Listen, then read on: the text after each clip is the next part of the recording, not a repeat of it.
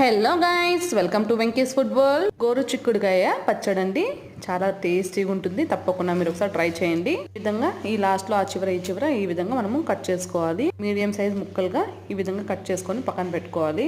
గోరు చిక్కుడు పచ్చడి మన ఆరోగ్యానికి చాలా మంచిదండి. ఆల్రెడీ మన ఛానల్లో గోరు చిక్కుడుతో కర్రీ, వేపుడు ఏ విధంగా చేసుకోవాలనేది కూడా ఉంది. తప్పకుండా ఒకసారి విజిట్ చేయండి. ఈ విధంగా కట్ చేసుకున్నవి మనం బాగా 2 సార్లు వాష్ చేసుకోవాలి. వెంకీస్ ఫుడ్ వరల్డ్ ఛానల్ ని కొత్తగా చూస్తుంటే ప్లీజ్ లైక్ చేయండి, షేర్ చేయండి, సబ్స్క్రైబ్ చేసుకోండి మరిన్ని టేస్టీ రెసిపీస్ కోసం.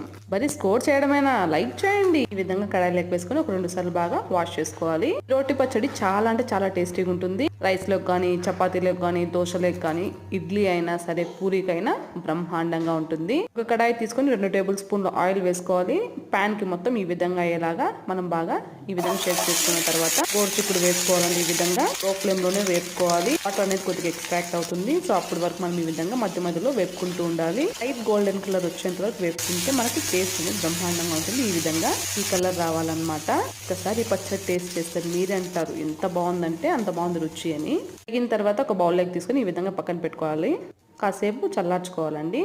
ఇదే కడాయిలోకి 1 table spoon oil, 1 table spoon జీలకర్ర, 1 టేబుల్ స్పూన్ ధనియాలు కూడా వేసుకోవాలండి. బాగా లో ఫ్లేమ్లోనే వేపుకోవాలి పచ్చివాసన పోయేంత వరకు.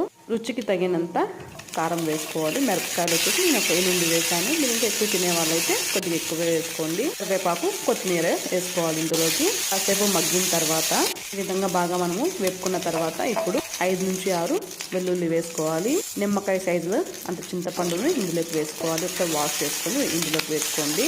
ఈ విధంగా ఒక 3 నుంచి 4 నిమిషాలు వేగిన తర్వాత చిటికెడు పసుపు వేసుకోవాలి. మనం డైరెక్ట్ గా గోరు చిక్కుడులో కూడా వేసుకోవచ్చు, లేదనుకుంటే ఈ విధంగా అయినా సరే మనం లాస్ట్ లో పోపులో ఈ విధంగా వేసుకొని ఇదంతా ఒక 5 నిమిషాలు చల్లారిన తర్వాత ఈ కంటైనర్లోకి వేసుకోవాలి. రుచికి తగినంత ఉప్పు వేసుకొని మిక్సీ జార్లోకి ట్రాన్స్ఫర్ చేసుకుందాం. ఇదంతా ఏ మాత్రం వాటర్ అనేది లేకుండా మిక్సీ పట్టుకోండి. చాలా అంటే చాలా టేస్టీగా ఉంటుంది.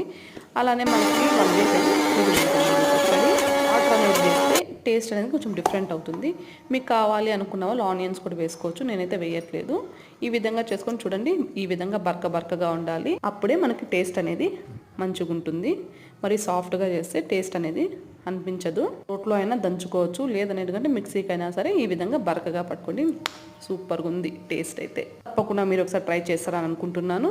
లాస్ట్లో ఒకసారి పోపు వేసుకుందాము. కడాయి పెట్టుకొని 1 టేబుల్ స్పూన్ ఆయిల్, ఆవాలు, కొద్దిగా జీలకర్ర, అలానే ఉద్దిపప్పు కూడా వేసుకోవాలి.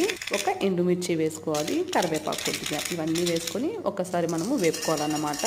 ఒక లైట్గా గోల్డెన్ కలర్ వచ్చేంత వరకు. తర్వాత ఇప్పుడు అంటే ఎంతో టేస్టీ అయిన గోరు చిక్కుడుకాయ పచ్చడి రెడీ.